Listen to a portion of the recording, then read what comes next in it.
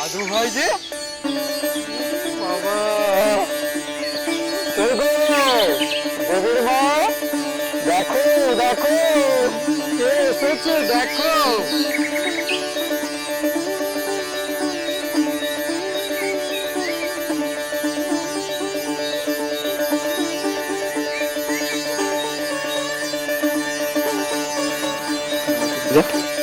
আমি ভালো আছি রে, তুই কেমন আছিস? চলো। আয় আয় ভেতরে আয় আয়। হ্যাঁ হ্যাঁ, যাও ভেতরে যাও। তোমার আর কত দেরি? যাও এবার বাজারে যাও। নাতি এসেছে, বাজারে তো যেতেই হবে। দেখে পেরোস দেখে পেরোস। তুই কি খাচ্ছিস, এত রোগা হয়ে গেছিস যে? তুই বস এখানে, আমি একটু আসছি। হ্যাঁ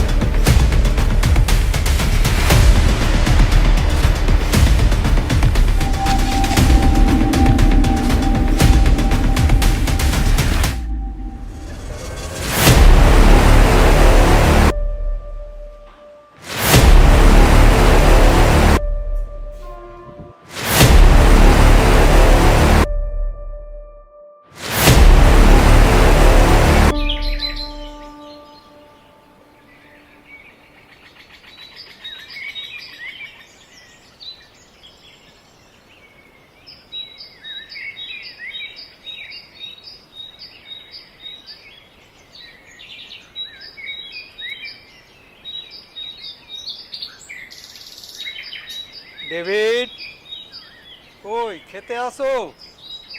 হ্যাঁ আসছি।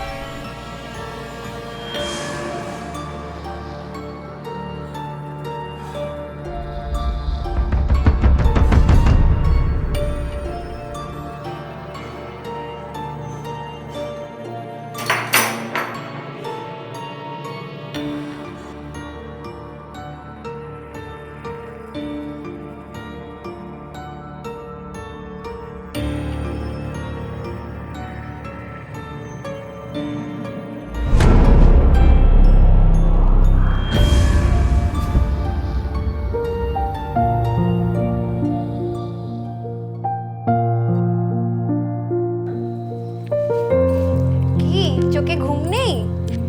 দিব্যি তো দাদুর কাছে ঘুমোতে পারতিস, তা না শুধু এদিক সেদিক ঘুরে বেড়ানো। আয় আমার কাছে আয়, ঘুম পাড়িয়ে দি।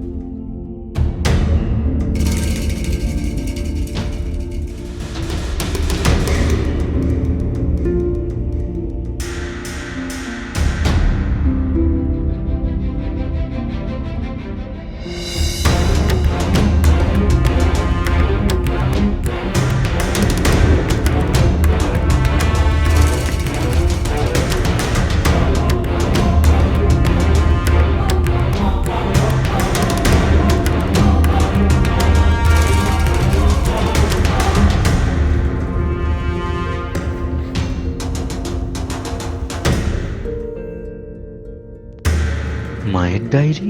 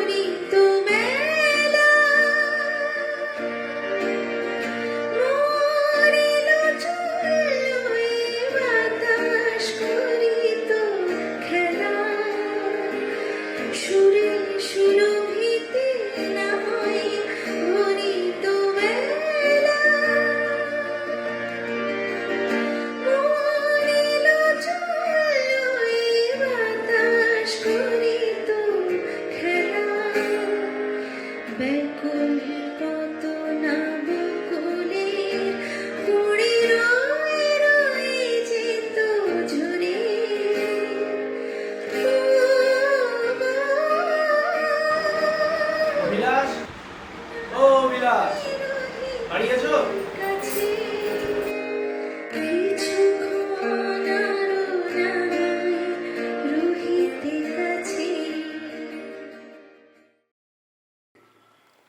বিয়ের এত বছর কেটে গেল, তবু মানুষটাকে বুঝে উঠতে পারলাম না। কোথায় গেলে? আরে আমার চার্জার লাইটটা কই? এখানেই তো রেখেছিলাম। কোনো জিনিস এদিক থেকে ওদিক হয়েছে কি মাথায় মাথায় পড়ে যায়। বাচ্চাদের মতো এটা আমার জিনিস, ওটা আমার জিনিস বলে তর্ক করতে থাকে। সবকিছুতে একটু বেশি অধিকার থাকে। কাজের সময় জিনিস পাওয়া যায় না, কোথায় যে রাখে?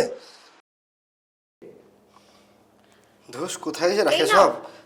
কাল একটা মায়ের ঘরে নিয়ে গেছিলাম আর নিয়ে আসা হয়নি। ও তা বলবে তো। আরে আমি খুঁজেই মরছি এদিক ওদিক।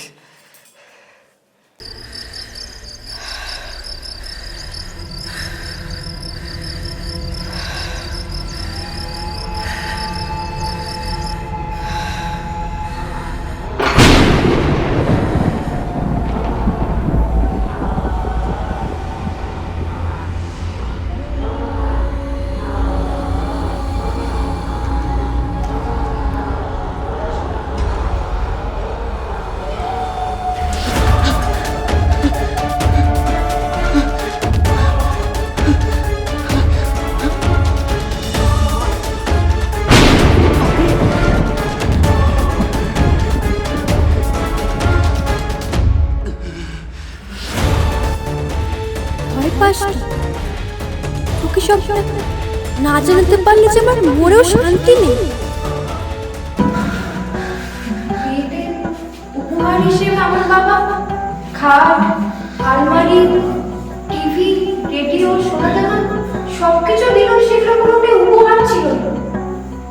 আর সেটা ধরা পড়েছিল আমার শাশুড়ি মায়ের একটা কথা।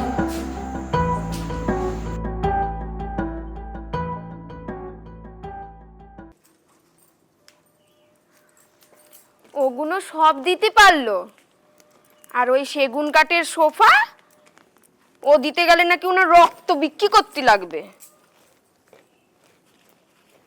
কি করা যাবে, সম্পর্ক যখন করছি তখন তো বেআই মশাইয়ের কথা শুনতেই হবে, নইলে আবার ওই পাড়া প্রতিবেশী ওনারা বলবেন আমরা নাকি জোর করে যৌতুক নিছি। যদিও তোর দাদু এই বিষয়ে আমার সাথে কোনোদিনও কোনো কথা বলতে চাই না, তারপর তুই যখন আমার পেটে এলি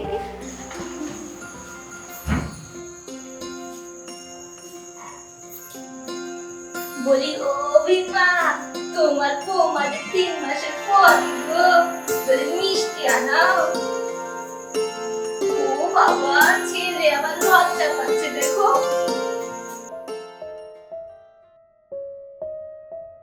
সরবি, তোর সঙ্গে বল এবার, প্রথম সন্তান যেন মেয়ের বাপের বাড়ি দিয়েই হয়।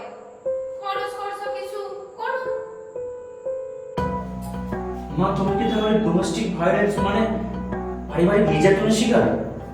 মানে ওরা কি তোমাকে মারতো না, ঠামি তোমার উপর?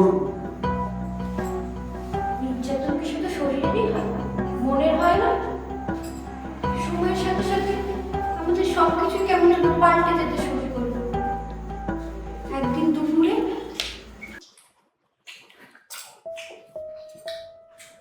ভাবছি এবার নিজের একটা দোকান খুলবো, বুঝলে?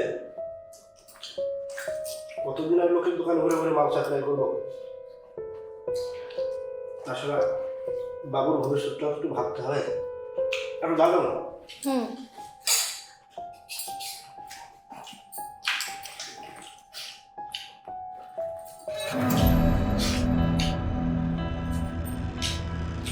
পাড়াতে সেরকম ভালো মুদির দোকান নেই না, যদি ধরো ভালো একটা জিনিস মুদির দোকান খোলা যায়, ভালো চলবে আসবে।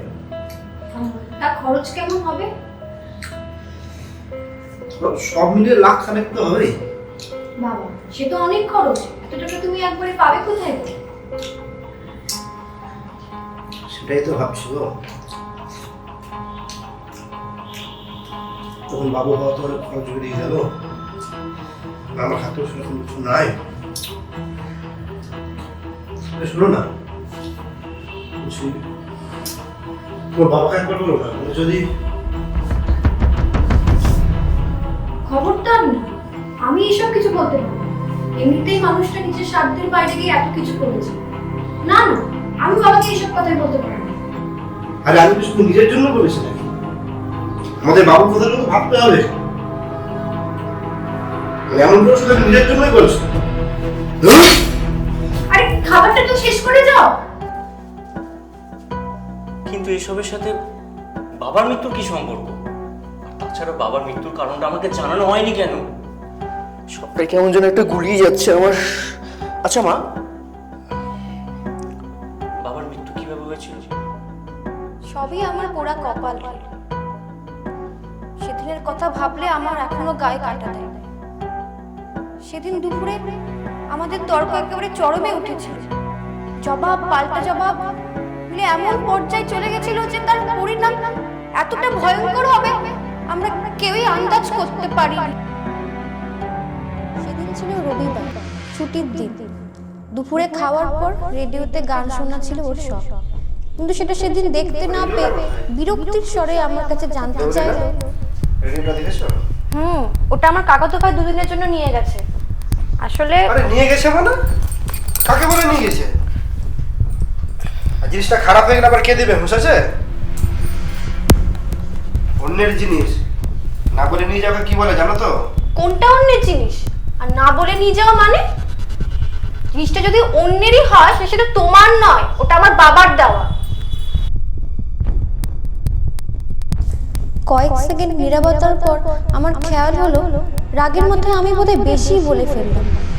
আসলে আমার কথাটা ওর আত্মসম্মানে বিঁধেছিল। আহত সিংহের ন্যায় গর্জে উঠে বলেছিল, সব কিছু চাইনি আমি, আমার শুধু একটা বাইকের স্বাদ ছিল বলতে পারো। কি অন্যের পয়সায় নিজের স্বাদ পূরণ? এ কেমন শিক্ষা? আমি নিজের ক্ষমতা মতোই না স্বাদ রাখবো? আমার ক্ষমতা নেই আর আমি চাঁদে জমি কেনার স্বপ্ন দেখছি, তাতে লাভ আছে কিছু? বিয়ের পর এই প্রথম মুখ খুললাম আমি। মনের মধ্যে জমে থাকা রাগ, কষ্ট, অভিমান সব বেরিয়ে আসছিল। কিন্তু বুঝতে পারিনি বিস্ফারিত লাভার জ্বলন্ত অগ্নিপিণ্ডের ন্যায় এটা আমার সংসারকে পুড়িয়ে একেবারে হ্যাঁ যাও, এই যে ব্যাগটা করে যাচ্ছ এটাও তো আমার বাবার দেওয়া।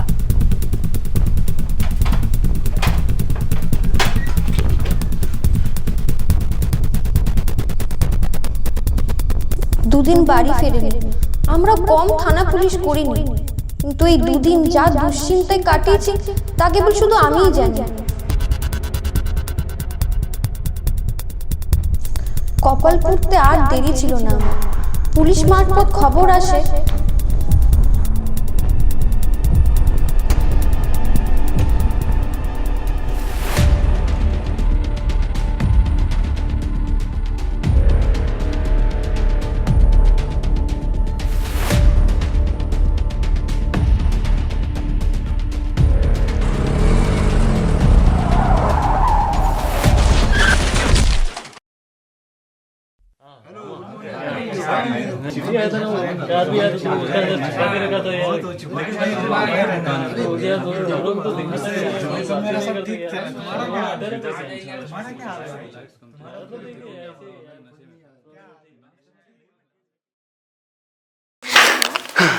রক্ত মাংসের শয়তান আমরা অনেকেই দেখেছি, তাদের পাপের শাস্তিও আছে, কিন্তু সমাজের বুকে প্রথারূপী এই ভয়ঙ্কর শয়তান যা প্রতিনিয়ত নিরীহ মানুষের রক্তের পিপাসু, নিরীহ মানুষের এর কি রক্তের কোনো শাস্তি নেই? এর কি কোনো যার শাস্তি জন্য নেই? আমি আজ স্বামীহারা, যার জন্য ঘর আমি ছাড়া। আজ স্বামীহারা, সেই শয়তান হলো ঘর ঘৃণ্য ছাড়া। প্রথা। সেই শয়তান হলো ঘৃণ্য প্রথা। The devil